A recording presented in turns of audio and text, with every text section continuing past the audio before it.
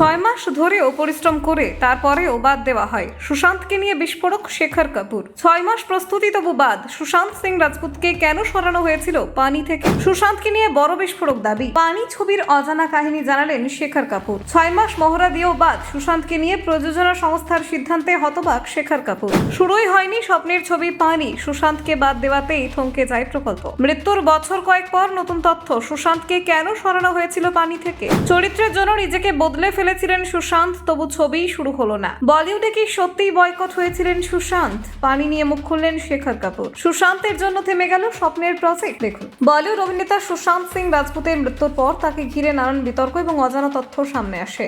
তার অকাল প্রয়াণের পরে অনেকেই দাবি করেছিলেন যে ইন্ডাস্ট্রির একাংশ থেকে তাকে নাকি উপেক্ষা করা হচ্ছিল। বিভিন্ন প্রযোজনা সংস্থা তাকে কাজ দিতে চাইছিল না বলে সেই সময় আলোচনা শুরু হয়। সেই বিতর্কের মধ্যে আবার নতুন করে সামনে এসেছে একটি পুরনো সিনেমার প্রসঙ্গ। সেই ছবির নাম ছিল পানি। এই ছবিটি পরিচালনা করার কথা ছিল বিশিষ্ট চলচ্চিত্র নির্মাতা শেখর কাপুরের। 2014 সালে ছবিটি ঘোষণা করা হয়েছিল এবং তখনই জানা গিয়েছিল যে ছবিতে মুখ্য চরিত্রে অভিনয় করবেন সুশান্ত সিং রাজপুত। ছবির বিষয়বস্তু ছিল ভবিষ্যতের ভারতকে ঘিরে এক কল্পবিজ্ঞান ভিত্তিক গল্প। ছবিটির চিত্রনাট্য অনুযায়ী গল্পটি 2050 সালে ভারতের প্রেক্ষাপটে তৈরি করা হয়েছিল। সেই সময় পৃথিবীতে জলসংকট তীব্র আকার ধারণ করছে এবং সমাজের বিভিন্ন স্তরে তার গভীর প্রভাব পড়ছে। এই ধারণাকে কেন্দ্র করে এই ছবির কাহিনী গড়ে উঠেছিল। একটি শক্তিশালী সামাজিক বার্তা দেওয়ার লক্ষ্যে এই ছবিটি পরিচালনা করা হয়েছিল। তবে এত বড় পরিকল্পনা থাকা সত্ত্বেও শেষ পর্যন্ত ছবিটির কাজ এগোয়নি।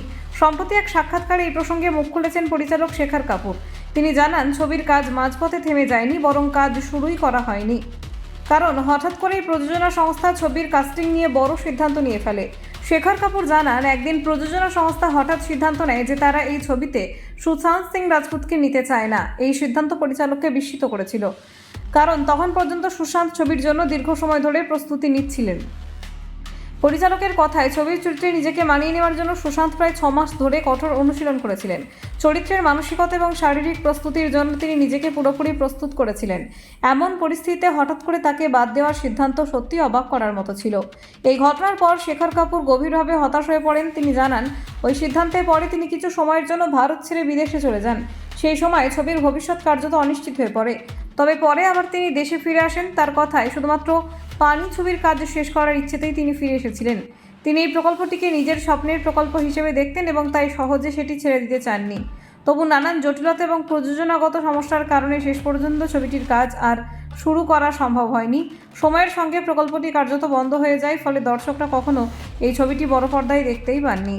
এর কয়েক বছর পর 2020 সালে 14 জুন মুম্বাইয়ের বান্দ্রায় নিজের বাড়ি থেকে উদ্ধার হয় সুশান্ত সিং রাজপুতের দেহ। তার মৃত্যুর খবর মুহূর্তেই গোটা দেশকে স্তম্ভিত করে দেয়। সেই সময় শেখর কাপুর উত্তরাখণ্ডে ছিলেন বলে জানা যায়। অভিনেতার মৃত্যুর খবর পেয়ে তিনি গভীরভাবে শোকাহত হয়ে পড়েন। তিনি জানান, সুশান্তের মধ্যে অভিনয়ের প্রতি অসাধারণ আগ্রহ এবং তীব্র আবেগ ছিল। কাজের প্রতি তার নিষ্ঠা এবং পরিশ্রম পরিচালকের মনে গভীর ছাপ ফেলেছিল। শেখর কাপুর আরও বলেন, সুশান্ত পানি ছবির চরিত্রটির সঙ্গে নিজেকে গভীরভাবে যুক্ত করে ফেলেছিলেন। তিনি চরিত্রটিকে নিজের মতো করে বুঝতে শুরু করেন এবং নতুনভাবে অনুভব করার চেষ্টা করেছিলেন।